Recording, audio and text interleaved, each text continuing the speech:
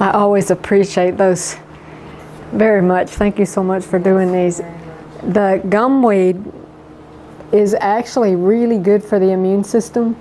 And like Kaylin and Jeff said, it's good for toothaches if you have a toothache. And you can infuse it in honey and make a really nice cough syrup. So make your cough syrup for the winter. It's mostly before they open, but when it's like this, before the flower fully opens up, these are good too. But it's just when it starts to bud out, you just pick those off and your fingers will be sticky, and you infuse that in some honey, and it makes a really good cough medicine. Tonight, as you can see, we're talking about temperance and epigenetics. We've been going through these 8 laws of health, and tonight we're all the way down to temperance. So we're well over halfway done now. And you know, when I start talking about temperance, sometimes people get stones in their hands and get ready to, you know, start. So so bear with me on this. So it's not just food that we're talking about. We're even going to talk about these devices. So, okay.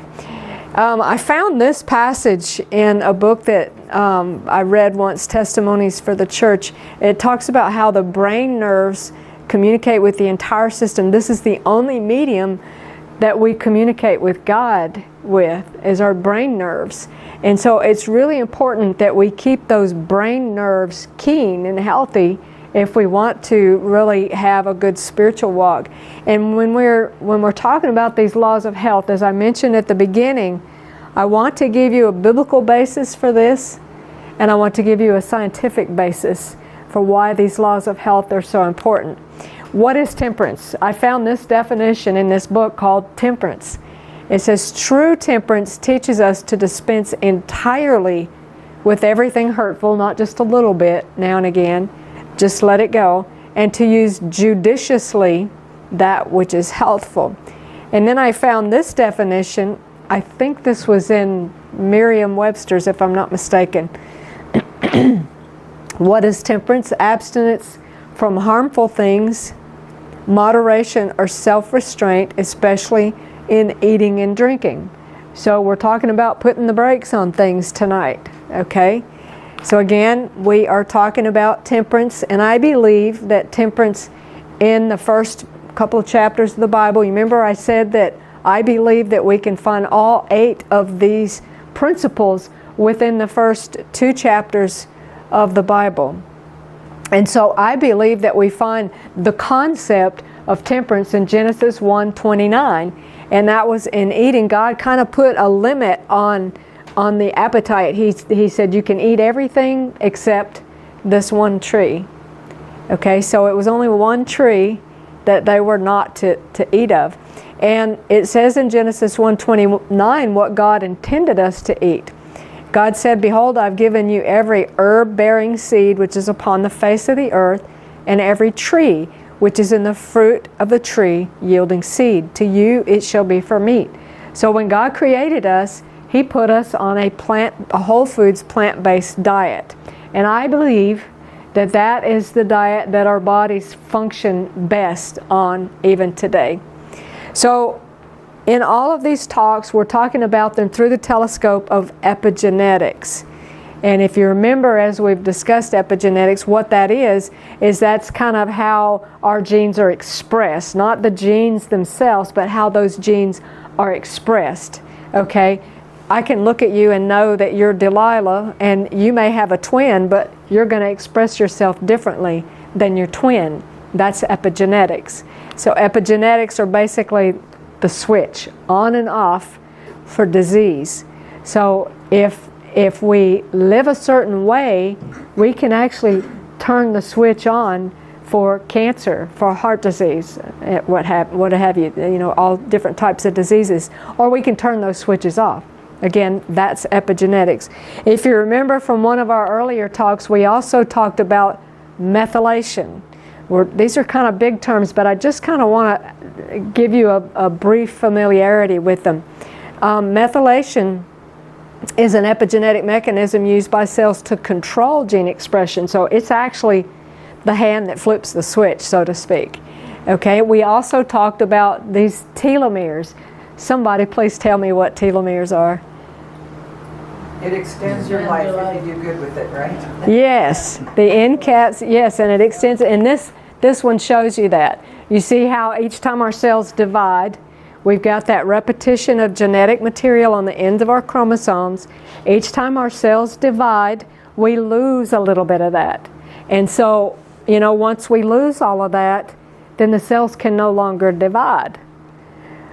But there is an enzyme called telomerase that we can increase by these laws of health that actually lengthens those telomeres. So it enables your cells to be able to divide longer, which in turn makes your life longer and healthier. What is the name of that enzyme, please? Telomerase. Oh, Yeah, I think it's telomerase,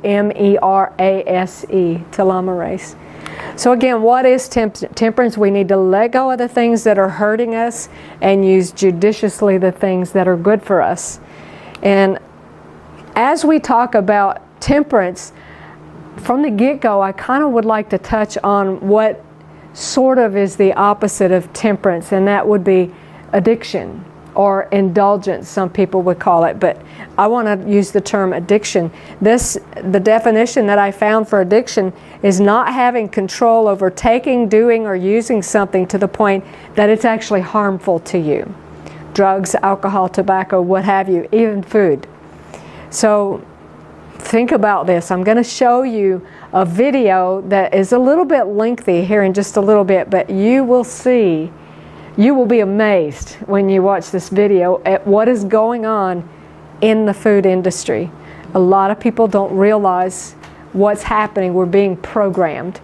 So who knows who came up with the slogan, bet you can't eat just one? Potato chips. Potato chips. Lay's potato chips. And those little catchy phrases, they're not just to help you remember the product. That's right. I mean, the taste of the product is going to stick with you because it's true. It's hard to just eat one of these things. And when you see this video, I'm going to show you, you'll see why that is. So our brain's job, it has basically two things. One main job is to keep us alive. We want to avoid things that are painful, things that are going to hurt us, and we want to go towards those things which are pleasurable to us, okay? We want to pursue those things that are comfortable, that give us peace and calm. And so this can contribute to the development of addiction, okay? So addiction to things like overeating or binge eating, alcohol, drugs, sexual indulgence. Pornography is rampant these days. It's easy now with these little devices, okay? Internet usage, overwork. Everybody's heard of workaholics, of which I are one, and so is my husband, and probably most of you Germans up here. Sports, and even sugary foods. Our brains seek these things because they give us pleasure, okay? There is something in the food industry that they call the Holy Trinity. And that Holy Trinity it's the right combination of sugar, salt, and fat. If they get the right combination of those three things in their processed foods, it will, as one man says in this video, it will send you over the moon. The taste is so intense that you can't eat just one. So I remember when Kaylin and I had our farm in Kentucky, we got these huge, they call them IBC totes. I think they were 275 gallons. And you get them from the food industry, from like food manufacturing plants. They're food grade, so you can store water in them. And that's what we did. We collected rainwater to water our gardens and things like that. Well, one day I was walking around the edge of our ministry building that we had built on our farm, and I looked at the label on this big IBC tank and I thought, that is interesting. You know what the label said? Mouth feel enhancer. So it was some chemical to make whatever that was put into. It was probably bourbon because it came from a alcohol plant, I think, was where the man we bought it from got them. Mouth feel enhancer. So scientists are actually even studying how things feel in your mouth to make them more desirable. We'll see that in the video, and that's what we're going to look at right now. So I'm hoping that you'll be able to hear this. There's science behind that crunch. Yogurt feels that way in your mouth for a reason. The food industry is even researching the connection between the taste receptors on your tongue and the corresponding chemical reaction in your brain. The result? Carefully engineered combinations of salt, sugar, fat, and chemicals deliberately designed so you can't eat just one. Michael Moss spent 4 years investigating the science behind processed food. I was totally surprised. I spent time with the top scientists at the largest companies in this country, and it's amazing how much math and science and regression analysis and energy they put into finding the very perfect amount of salt, sugar, and fat in their products that'll send us over the moon. A search through a database of scientific papers and food industry patents reveals the extent of the science behind food engineering. Chemistry, physics, biology, all commandeered into the service of making profitable food. Here's a process for enhancing the cheese flavor without the cheese, where starting materials are proteins and fats, which means the amount of expensive cheese can be reduced substantially. And if they can replicate that chemical reaction that may happen on your tongue or an aroma, they can simulate the taste of something without it being at all real. Bruce Bradley knows firsthand what goes on inside the food industry. A former executive at several large food companies, he's now a writer and industry critic. There were certainly times that I felt uncomfortable or troubled by what I was doing. And I think that's ultimately, one of the reasons why I left the industry. And then you see trends like obesity and health issues that are increasing, mainly driven by the food that we eat. It was hard for me not to just take a more thorough assessment of what I was doing. The food industry is extremely secretive, competitive, and proprietary. It took years and hundreds of interviews before Michael Moss could finish his book. This was like a detective story for me, getting inside the companies with thousands of pages of inside documents and getting their scientists and executives to reveal to me the secrets of how they go at this. What did he find? That the food processing industry rests on 3 pillars: salt, sugar, and fat. Well, these are the holy trinity of processed foods. And again, when they hit the perfect amounts, they call it the bliss point for sugar, the mouthfeel for fat, the flavor burst for salt. They know that their products will be irresistible.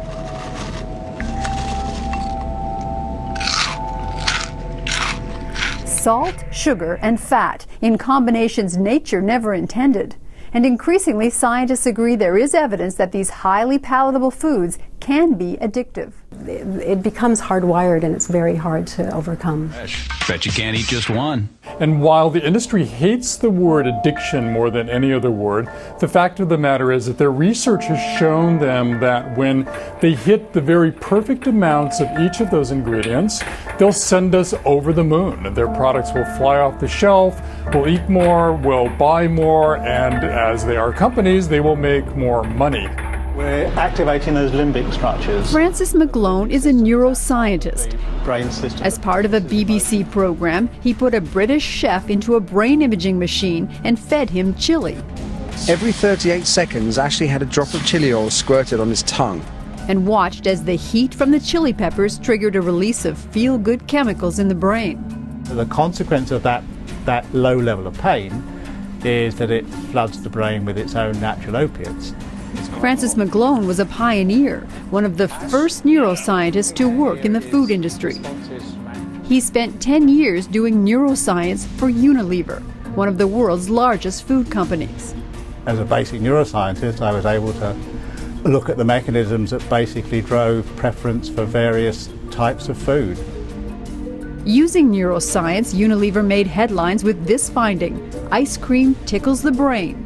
Just one spoonful lights up the happy zones of the brain in clinical trials, the company reported. This is the other part of the body that fascinates food scientists, the mouth, the way food breaks between the teeth, the pressure of the bite force, the sound of the crunch. It's the noise, and the noise, of course, amplified by the fact that your jawbone is connected to your ears, and you really hear that crunch quite loudly as you bite. But it's also the physical requirement to chew on something and to crunch it. Just distracts you. It pulls your mind onto what you're eating. Chris Luckhurst is a food industry consultant who helps companies come up with foods that are what he calls more-ish. In other words, make you want more. They want you, at the end of each product, to reach for the next one and put it in again. And they often achieve that by having a very intense taste hit right at the front of the mouth, and then it dies off very quickly. And so by the time you've finished each mouthful, you're looking to refine that taste which you've lost. Food scientists know what it takes to trigger the brain to stop eating. They call it sensory-specific satiety. And that's an expression that says when foods have one overriding flavor, if it's attractive, it'll be really attractive to us initially, but then we'll get tired of it really fast. And so these companies make a concerted effort to make their foods not bland, but really well blended.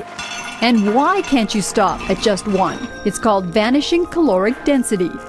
Vanishing caloric density applies to those things like Cheetos that melt in your mouth. And what happens is then that your brain gets fooled into thinking the calories have vanished. And you're much more apt to keep eating before the brain sends you a signal, hey, you've had enough. And a series of ingredients known as flavor enhancers to trick the brain into tasting something that isn't there. There's tremendous amounts of money spent behind creating tastes and smells that feel real, but in reality are completely artificial. Because without flavor enhancement, no one would eat it. It would taste horrible. You would just, you'd want to spit it out. One food company made a special batch of crackers for Michael Moss to taste without any salt at all. It was a god-awful experience tasting those things. Normally, I can eat Cheez-Its all day long, but the Cheez-Its without the salt, I couldn't even swallow them. They stuck to the roof of my mouth. A tour of the grocery aisle reveals that something is changing. Suddenly, cookies boast health claims. Chips have whole grain and fiber.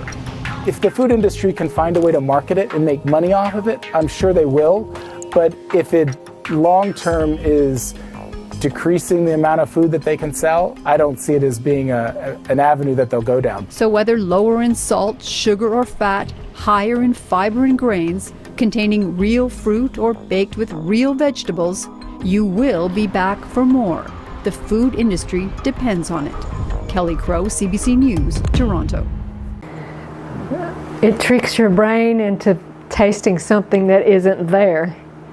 It gives you the calories, it gives you the taste out of something, proteins and fats. It's not even cheese or whatever, in amounts that nature never intended. A lot of these phrases really stuck with me as I watched this, and I thought, that's amazing. It's a bunch of hocus pocus, Yes. I just learned the other day too, looking at labels and stuff, and the label said organically grown. I thought, oh right, organic. What they don't tell you, it's grown organically, but it's harvested with chemicals. That's why they say organically grown. It's such a deception. They use every relevant deception they can to put that word organic up there, because they know a lot of people are looking for organics. That's right. You have to be very careful, because if it's certified organic, it can't have any of this stuff sprayed on it. But if it just says organically grown, like if it's bread or something that says organically grown, it could have been sprayed with Roundup 2 weeks prior to harvest, just like they do the other grains out here in the fields. If you want to know if you're addicted to any food, Yale has created a food addiction scale, so you can go to this link. If you want to take a picture, you can. If you want the slides, I'll send them to you later. But you can go to this food addiction scale and take the little questionnaire, and it will tell you if you're addicted to any food. I'll move so you can take a picture there. Okay. How does all this work? That we become so focused on food, It's like that one man said, it pulls your mind into what you're doing, what you're eating. It pulls your mind to the food so that you're totally focused on that thing. Well, it has to do with chemicals in the brain. The mesolimbic dopaminergic, I know how to say this, I just got tricked up here. This system, it's also called the reward system in the body. We'll talk about it a little bit as we go on. But this is recognized for its central role in motivated behaviors and various types of reward, and more recently in cognitive processes. And here again, it's this reward pathway, the mesolimbic pathway. And what happens is dopamine is released to kind of give satisfaction, but it's not just released when we actually eat or drink or whatever the thing. Just the anticipation of eating something releases dopamine, so that when you think about, man, I got to have some potato chips, your dopamine is already being released so that you are sunk. You're going to get those potato chips even if it's flooding out, outside. So it's a very powerful chemical process that goes on in the brain. So basically, it's the carrot and the stick, the dopamine here. This also affects memory pathways in the brain, so that it's ingrained in our memory, and it actually makes it even harder to break these cycles. Peace, relaxation, that's what dopamine does. It gives us that feeling of satisfaction. And whenever we indulge in these foods or drugs or whatever it is that we're addicted to, the dopamine release can be 10 times higher than a normal dopamine release. And it can last much longer. And so what happens is the brain tries to adapt to these super high, artificially high levels of dopamine, and so it begins to shut down dopamine receptors, so that it actually kind of reduces your ability to feel that pleasure. Have you ever heard of the law of diminishing returns?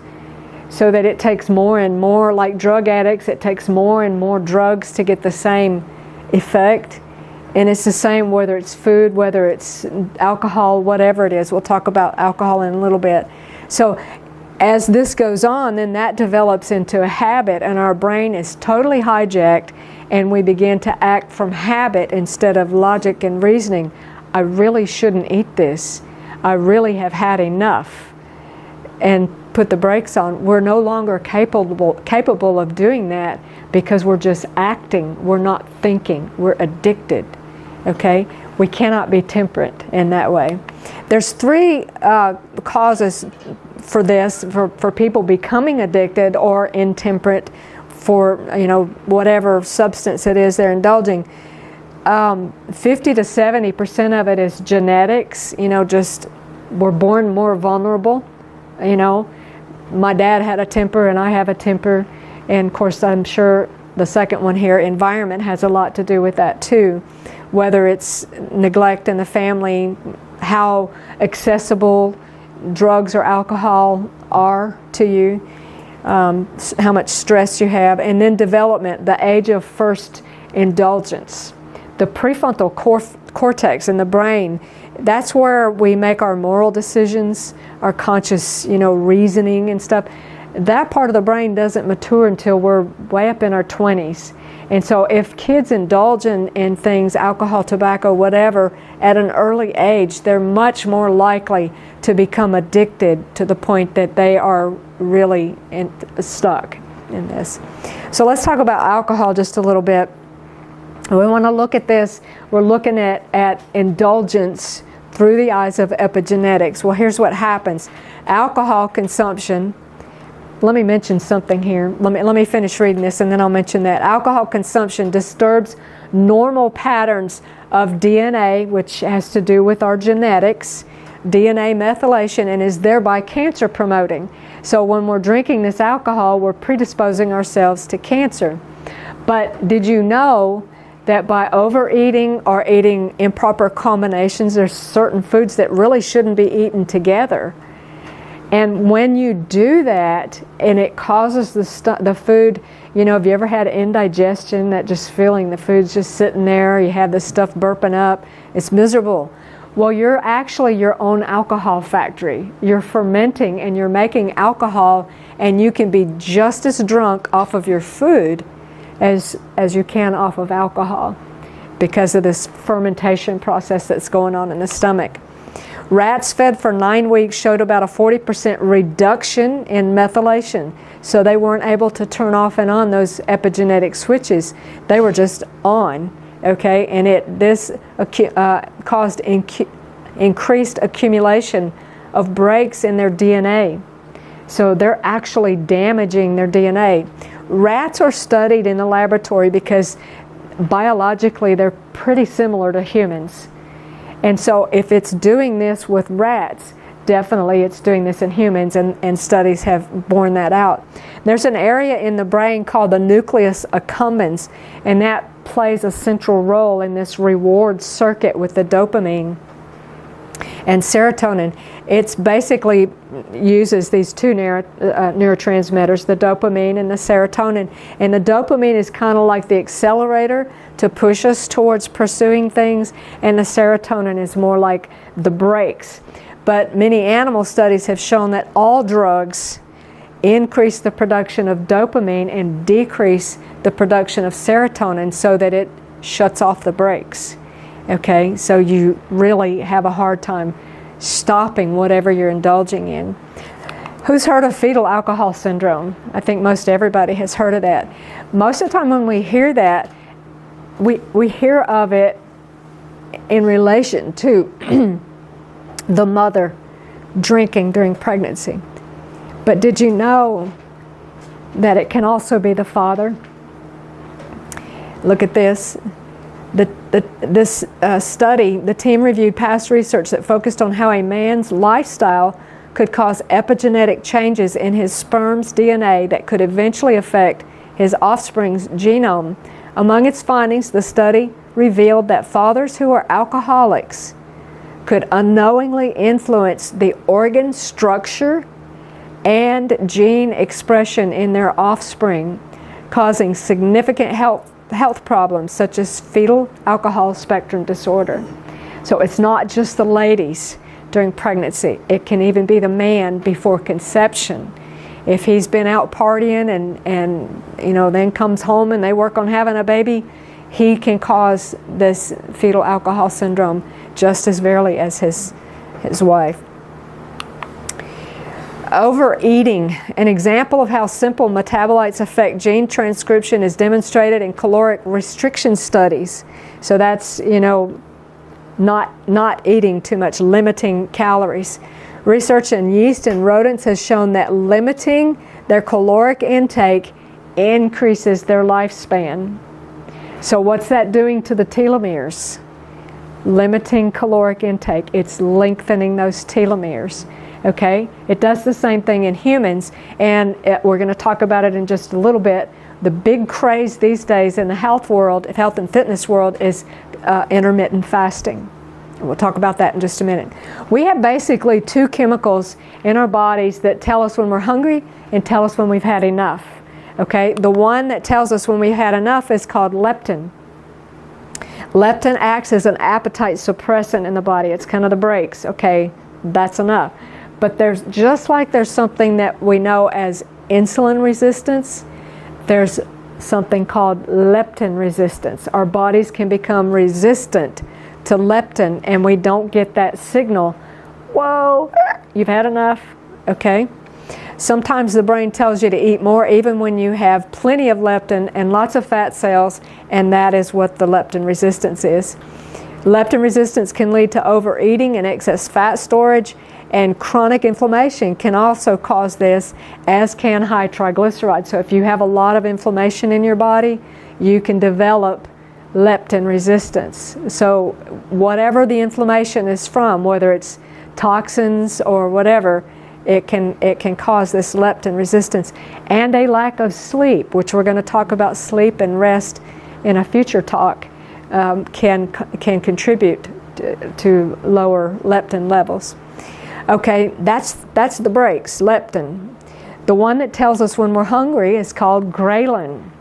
Ghrelin is actually made in the stomach, and it signals part of our brain called the hypothalamus to increase the appetite, to make us feel hungry. It also promotes fat storage. It stimulates the pituitary gland to release growth hormone, and it stimulates the digestive system to move food through the stomach into the small and large intestines. It helps to control insulin release, and it plays a role in protecting our cardiovascular health. I am going to give you a picture right now of a very clever diet plan.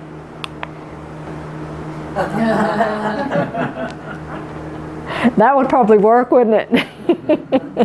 I thought that was cute. You know, we really literally eat ourselves sick.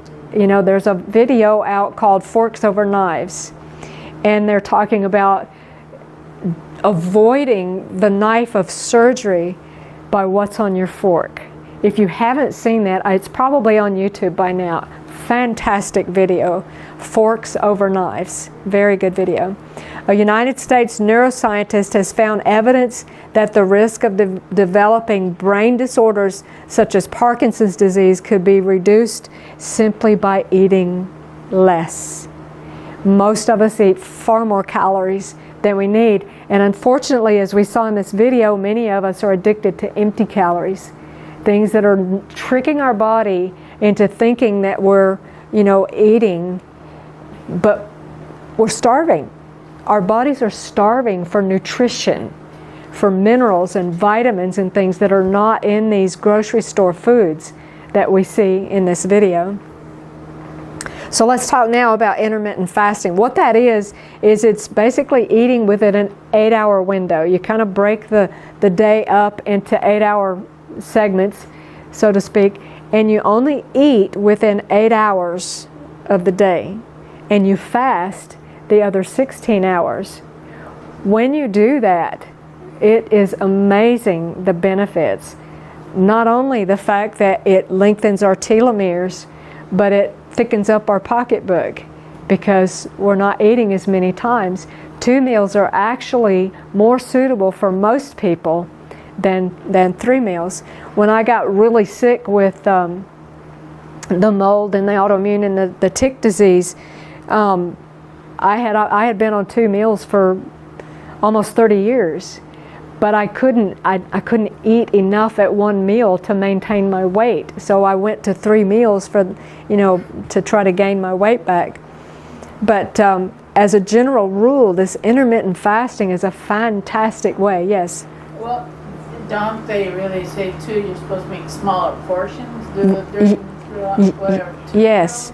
Yes, smaller portions. I'm going to talk about that at the end of the talk. Thank you for connecting the end of the talk with now, because we're going to kind of give some tips on how to be temperate.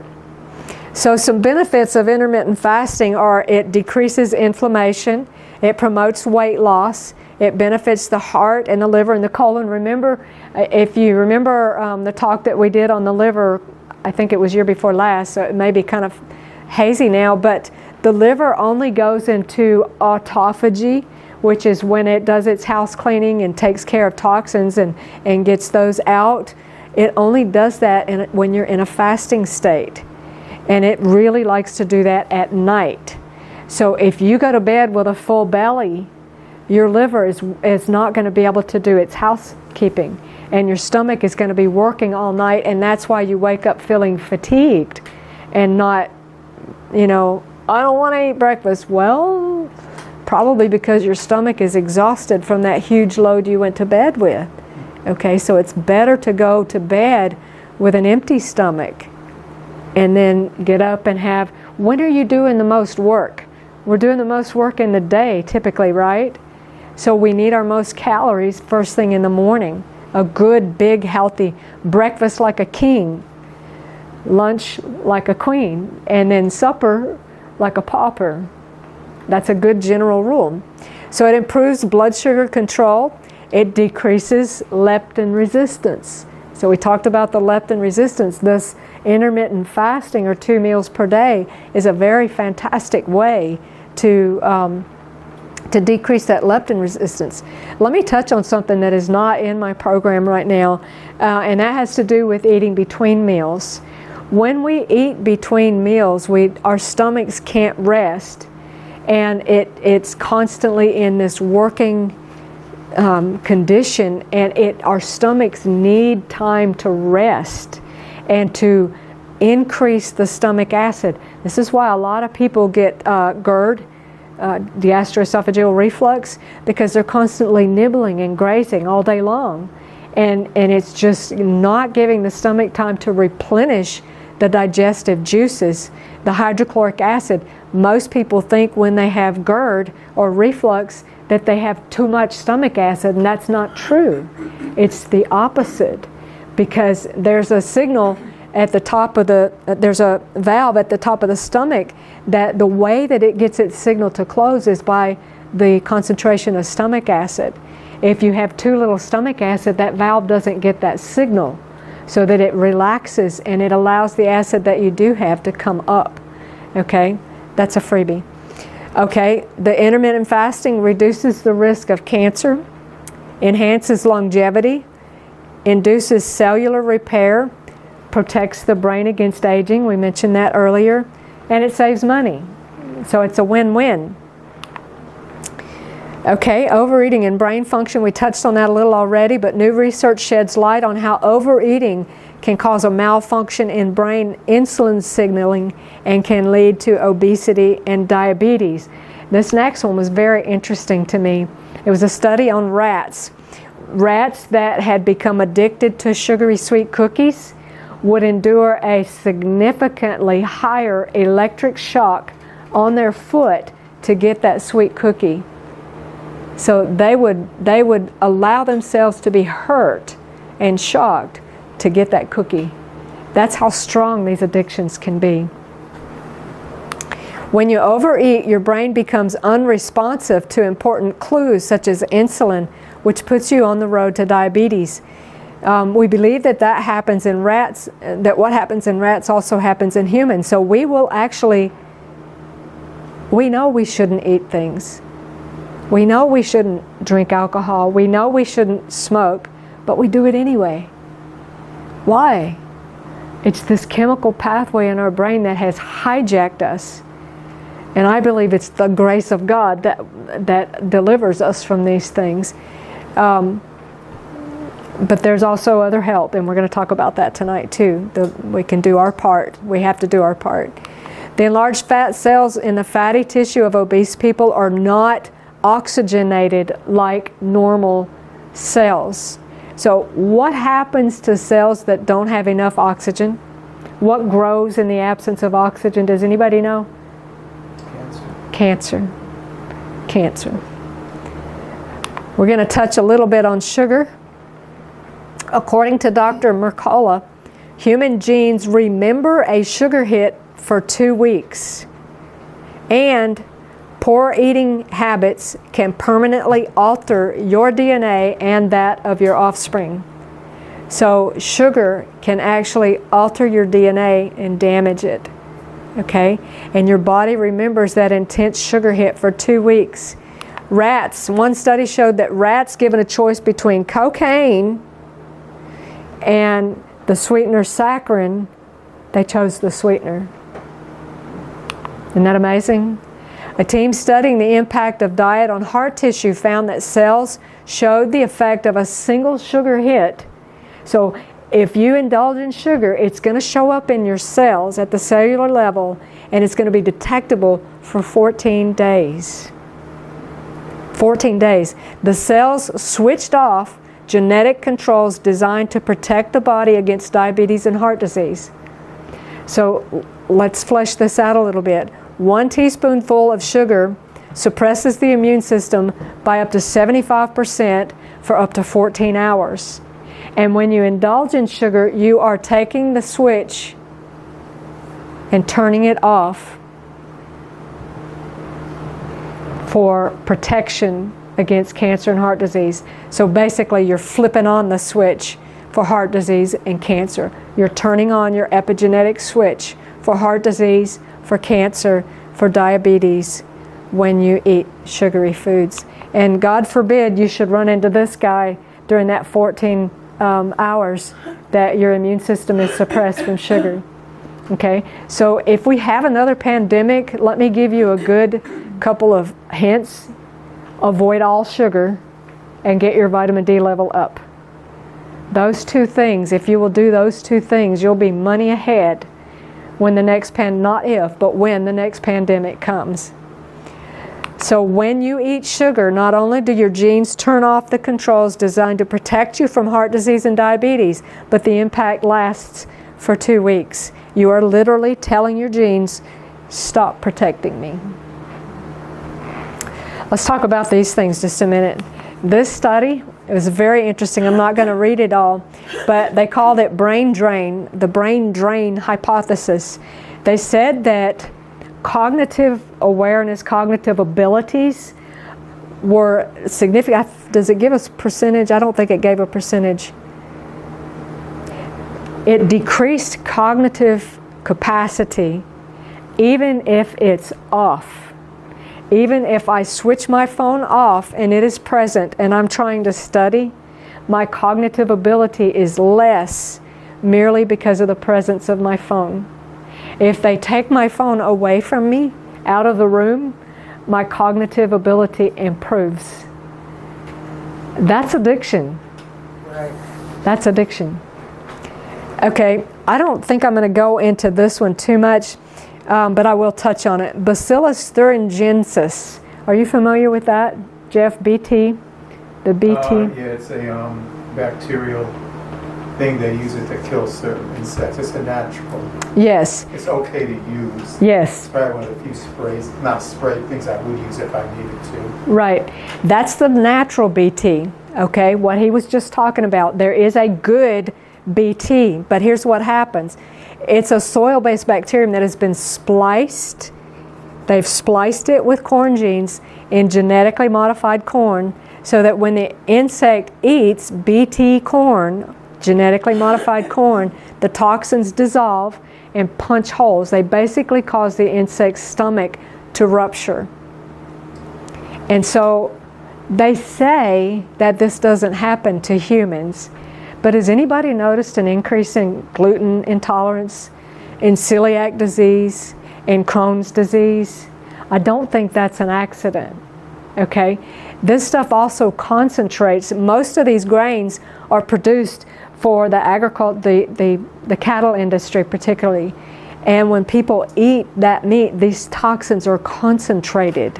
So when you eat these things, you're getting even a bigger punch of these toxins. So this BT toxin produced in the GM crops is not the same as the natural BT that Jeff just mentioned. It is, that natural one is okay, but this BT that they splice into corn is not. When we start playing God and making frankenfoods, we don't know what we're doing, okay? This process of genetic engineering changes it. And this was even admitted by the pro-GM website, GMO Safety. So they admitted that it actually changes this BT. A study in Canada found that part of the gene found, and this is the gene found in Roundup Ready soy, was found in 95% of pregnant women, and the toxin was found in 83% of unborn fetuses of these women. The source was the BT toxin found in these women. The source of this toxin was determined to be the consumption of animal products that have been fed GM corn. And basically what that means is when you eat GMO foods, it's changing your genetics. So we really need to be careful about avoiding these genetically modified foods. A study was recently released by the Institute of Responsible Technology and uses data from the U.S. Department of Agriculture, the U.S. Environmental Protection Agency, medical journal reviews, as well as other independent research. And they found that GM foods, the authors relate GM foods to 5 conditions that may either trigger or exacerbate gluten-related disorders, including autoimmune disorder and celiac disease. And here's the things that it does. It causes increases intestinal permeability. It imbalances the gut bacteria. It causes an immune activation and allergic responses. Anybody noticed an increase in allergies lately? Everybody has allergies these days. I have noticed that in my health counseling. It impairs digestion and it damages the wall of the intestine. This is no joke. Okay, according to a fact sheet published by Ohio State University, 60 to 70% of our food supply is already genetically modified. Let me finish reading that. The only GMOs commercially available in the United States are the following 9 crops right now, and I neglected to update this, so there may be more now. I know that apples, they have apples that have the CRISPR gene, and I'm not intelligent enough on that to really go into that, but that is a form of genetic modification. Soybeans, corn, field and sweet, papaya, potato, canola, cotton, alfalfa, sugar beets, and summer squash are all genetically modified now. Not all, I mean, you can still get them organic. So what does this mean for humans? In 1989, over 1,500 people were permanently disabled, and 37 people died from exposure to a supplement produced using genetically modified bacteria. The official response of the FDA was that press articles connecting GMOs to the deaths were just propagating hysteria. No big deal. Sweep it under the rug. Nothing to see here. In 2000, an increase in severe allergies was linked to Starlink corn. The problem in this case was unintended. We're talking about this because the definition of temperance is avoiding things that are harmful. Okay? That's why we're talking about this. The problem in this case was unintended contamination by a product that was suspected to be potentially harmful to humans.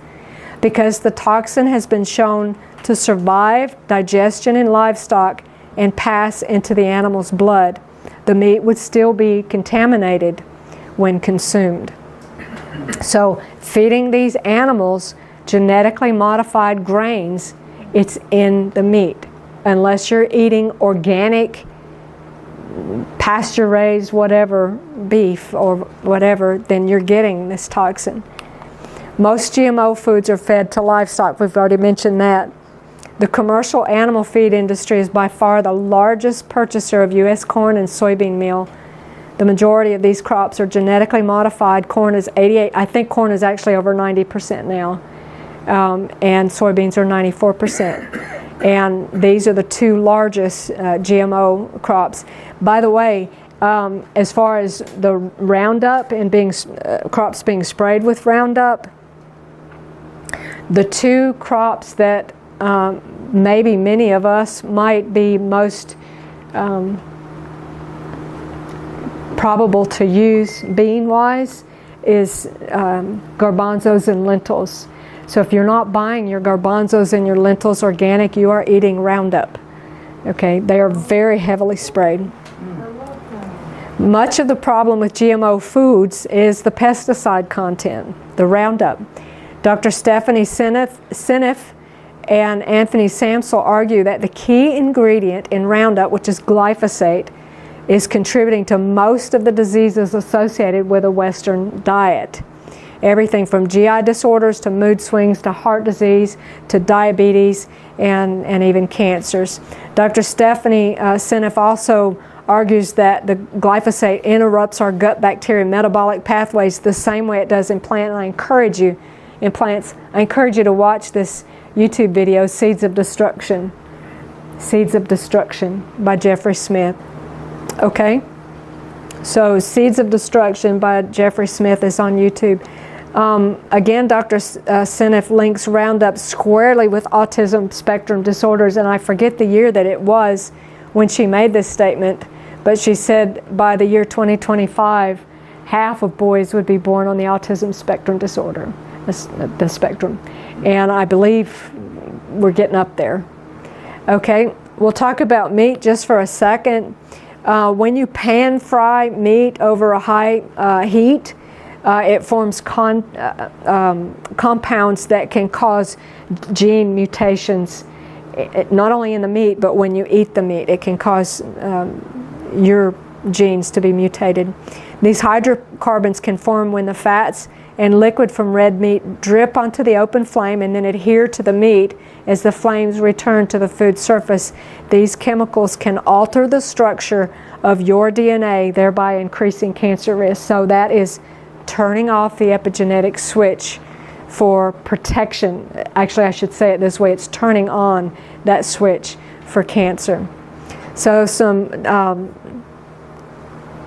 associated diseases and disorders with that are hypertension, heart disease, diabetes, cancer, stroke, hormone imbalances. I see a lot of that in people that I counsel with now, and contamination. We talked about dairy in another one of our talks. Most people believe that dairy is very good for your bones because of the calcium. Dairy actually is very highly acid forming. And when you drink a lot of milk or eat a lot of cheese or what have you, it makes the body so acid that the body pulls calcium into the bloodstream to balance the blood. Where does it pull it from? The bones. So contrary to popular belief, dairy actually contributes to osteoporosis. Okay, the most common allergen among children that I find with people that I counsel with is dairy.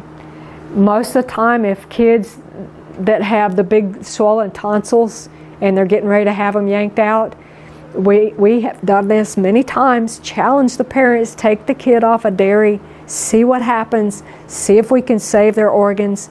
9 times out of 10, they don't have to have their tonsils out because it was a dairy allergy. All right, what about caffeine? Caffeine increases the risk of hypertension. That's a given, we know that.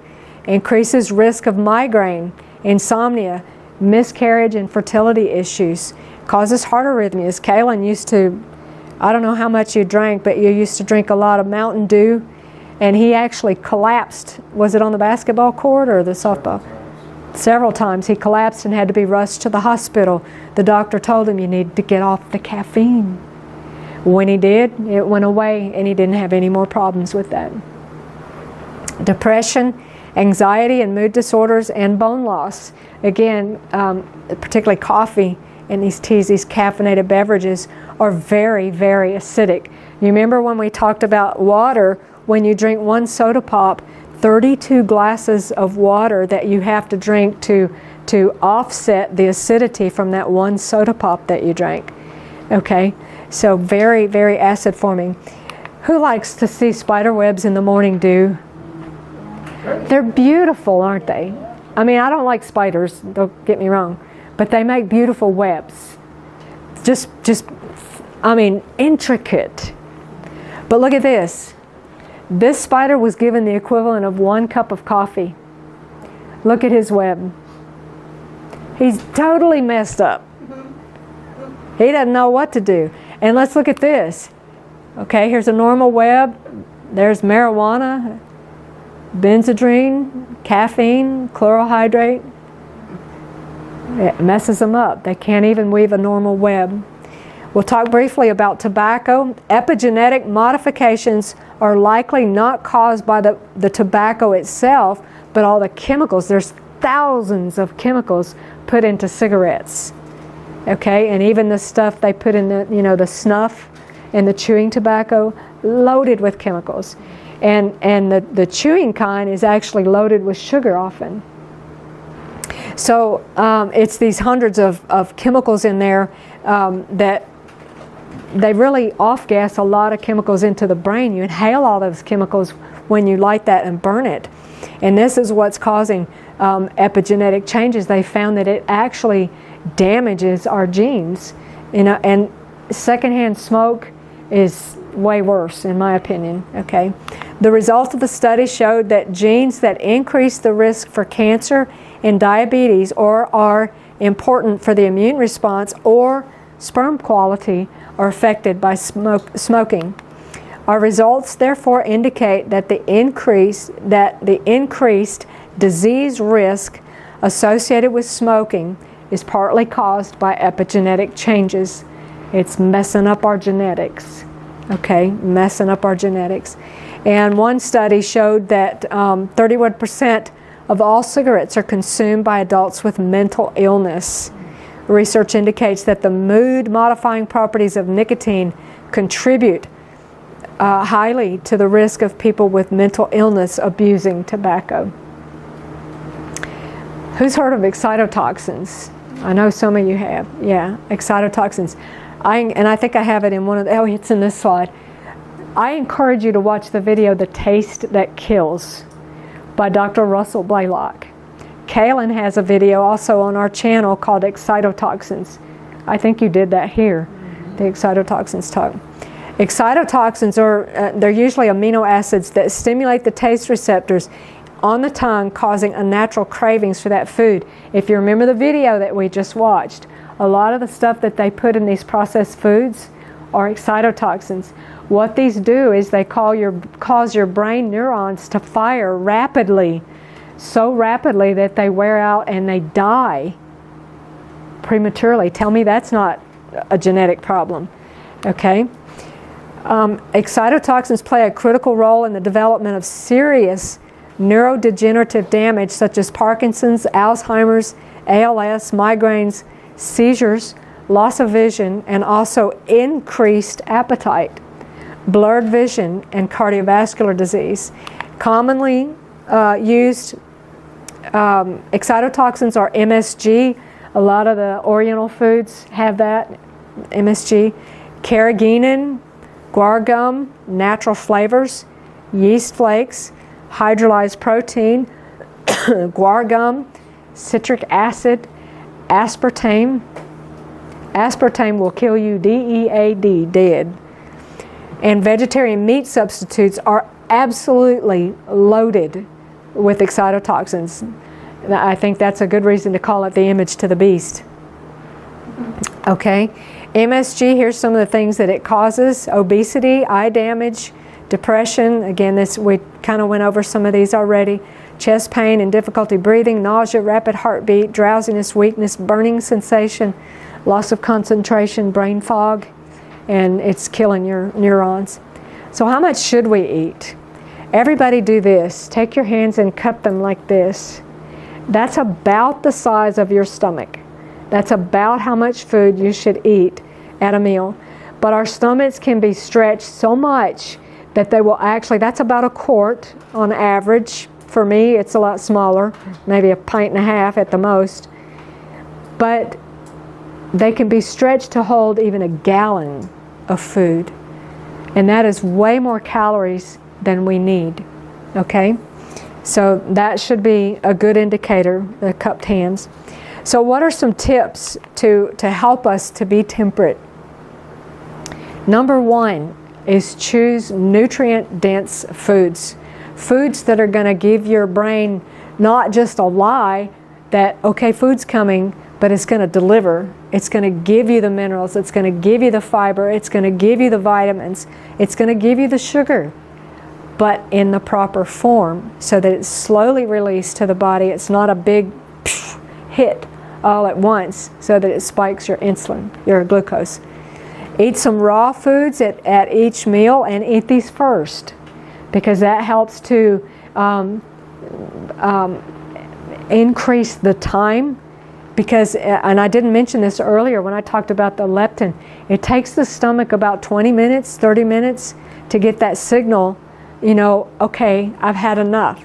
So if you inhale your food, then you can have already eaten too much before leptin even has a chance to show up on the scene. Okay? So eat slowly, chew thoroughly. I don't think I have that on the list. I do, yes. Okay, chew thoroughly. Put your fork down between bites. This is one Dr. Agatha Thrash used to harp on. Take your bite, put your fork down, and chew. You know, you don't have teeth in your stomach, so chew your food thoroughly, okay? And then swallow. Hydrate thoroughly between meals. Many times we misinterpret thirst for hunger. So we go and eat something when what our bodies actually need is water, more water. It takes a lot of water to digest food. And then read labels. Be careful. If you flip over a package and there's a paragraph, don't buy it. Especially if you can't pronounce 50% of what's in it. Because it's just this stuff, these chemicals that these people are trying to pawn off on us to make money. There's another scripture promise here that I want to end with. This is my last slide. Ecclesiastes 10:17. Blessed art thou, O land, when thy king is the son of nobles, and thy princes eat in due season for strength and not for drunkenness. So most mornings when I ask the blessing for our food, I ask the Lord to help us eat for strength and not for drunkenness, because again, we can be drunk on our food just as barely as we can on alcohol. So I hope I'm not going to get stoned tonight. I know some of these things are a little hard to hear, but especially when it comes to the foods that we enjoy so much. And you know, I've been addicted to different food products before. I used to drink a 6-pack of Dr. Pepper or Diet Coke every single day. Every day. I could sit down and eat a whole big... In fact, when a friend of mine, when I was becoming a vegetarian, a friend of mine taught me how to make cashew pimento cheese. And I thought I was so healthy. I thought I have arrived. I'm there. And so I made a whole recipe of cashew pimento cheese, and I bought a whole bag of corn chips, and I sat down and ate the whole thing. I was absolutely miserable for 2 days. That stuff just sat in my stomach because, you know, the cashew pimento cheese has a lot of nuts in it. And nuts are highly caloric. So anyway, if there's any questions or comments or anything, we can do that now. And am I right in saying that they don't have to declare GMO modified food anymore? They don't have to put it on the label, is that correct? That's correct. That's correct. So there's no way we know then, right? That's correct. That's why I think it's truth in labeling is lobbying for things to be. That's why we encourage people to buy organic. Right. You know, if you buy organic, you know how foods have a little sticker on it and it's got the little numbers? If it's got a 9 in front of it, it's organic. Yes. I think they say now on foods they're bioengineered foods. Yes, yes. So you got to be up. You got to look close. You got to look. It's really tiny on the labels. That's right. And if it says bioengineered, what does that mean? GMO. GMO. Yes. There's even now too, I don't know if it's every product, but anything that's less than 2% doesn't even need to be on the label. That's correct. So they can put in whatever they want. We learned that from someone who is working at, was it Worthington? One of the vegetarian food industries. They are actually, because it's less than 2%, they are actually putting meat in the like VegeLink type, you know, the meat. I'm not saying it's just VegeLinks, but the meat substitutes, the vegetarian meat substitutes. If it's less than 2%, they don't even have to tell you it's in there. And so we found out through a friend of ours that they're actually putting real meat in those because it's less than 2%. So deception. It is. There's a lot of deception in the industry. One thing I've heard too, maybe you said this, I can't remember. The GMO plants, a lot of them are escaping into the environment, and they're mixing with, say, like corn, which is actually native to the Americas. It's mixing with those. Yeah. So that's creating all new problems. That's always been the biggest fear of GMO plants is they're hybridizing, so to speak. That's right. With plants, it doesn't take long to create a monster. And that's a good point, Jeff, because in this area, it's a huge farming area. And if we're trying to go grow a garden that has organic corn in it, and it's close to a field with this GMO corn, your corn is not organic. I'm sorry. Think of one thing too. Corn is one of the plants which I could never accept in my mind for some reason. You can't grow one kind of corn over there and one kind of corn over there this close because the taste of the corn when it's finished, you know, won't taste like either one. It'll be someplace in between. Interesting. Because you're eating the seed. I still can't accept that in my mind, but I know it's true. Interesting. So you can't, so if you're growing your corn and you got GMO in that field over there, it's cross-pollinating, you're getting another kind of hybrid, which won't taste like that corn or the corn you're trying to grow. Yeah. Which is interesting. That's unfortunate. Yes. Just to go along with what he's saying, because of the raccoons and things, a lot of my friends over the last years I know, they've mentioned that they grow their sweet corn in the middle of their field corn to kind of hide it from the raccoons. Yeah, they're not getting what they think.